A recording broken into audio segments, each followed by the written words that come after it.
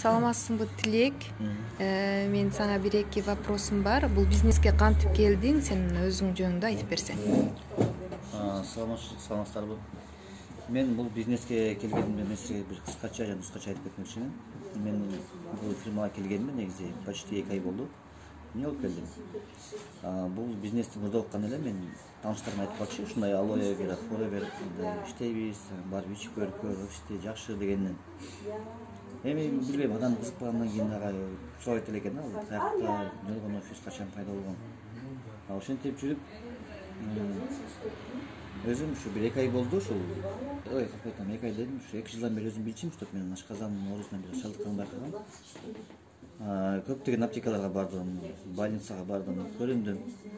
Негизи билесиз, везде политика, везде бизнес, мисалы любой больница барсаң, алардын өз дарызын сатыш керек. Да. Укол пихать керек. Мен больница ушундай экен да, өздөрүнүн продукциясын сатыш керек экен. Анан ошентип мага бир барактын ага читтир баракка жазып берди. Жүгөрдүн паясын чезиң, согун чезиң, дарысын чезиң, колдун аласың, 3 мал мага келесиң дагы. Анан кийин ставкада еще за услугу мынча болот, ошондон баш катып калды. Анан эле жок, ден соолук керек экен негизи адам баласына. Үйгө келдим, ошол жанагы бир пакет таблетка болуп кетти. Билбейм, акча деле жакшы болуп калды, 6-7 миң болуп калды. Ошону келип үйдөн 3 күн ичтим, 3 күнөн вообще дары деген жит келгенде ушундай тартпай калды эчтеке. Анан кийин өзүмө изденип баштадым, эмне алсам, эмне Кыргызстанга кетсем, эмне алсам, ошол жака лечение алсам. Анткени адам ден соолугу жок болсо эч ким керек эмес. Да. Самое главное ден соолук. И тогда уже возможно всё, да. Анан ошентип эжем айтып жүрдү, анан кийин мен ойлондум, блин, неужели мен ушу эжеме керекпи? Мага керек го ден соолук. Мен өзүм ойлонуп, анан кийин макул деп. И то 15 элемент убакытка келген, 15 убактым бар деп келген офиске, биринчи жолу келгенде. Келсем, биякта ошол бар экен адамдар, анан кийин отуруп тааныштырды продукция менен, мынакей өзүм көрдүм, бардым, окуп чыктым.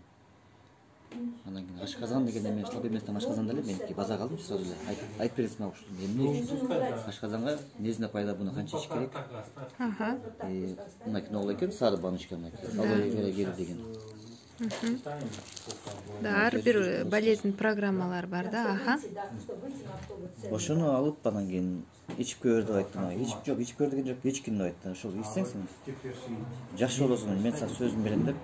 Бияктан менен верхний спонсорум Бегайым бар эле, анан өзүм бир тууган эжем жазып берди. Анан сразу эле акча бар эле, ушул момент как раз аванс деген эле. Анан сразу эле покупка кылдым, где-то 11 миңге. На месте биринчи күн эле.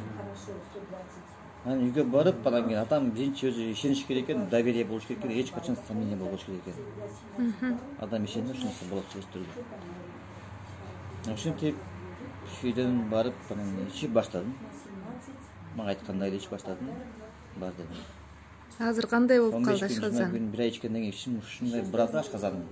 Анан кийин не берекет болуп кетти, өзүм кайта көргөм. Мен өлөм, эмне берекет деп. Бегайымга чалдым, сен эме жаздым WhatsApp'тан. Десем, Бегайым күлдү мага аябай. Бул жана неме болуп атат деп айтты да. Обострение. Обострение болуп атат. То есть сен ашказаның менен дары көккө күрөшүп атат. 3 күн ушундай болуп койду.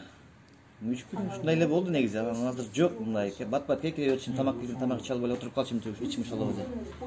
Аппетит жок анан деле.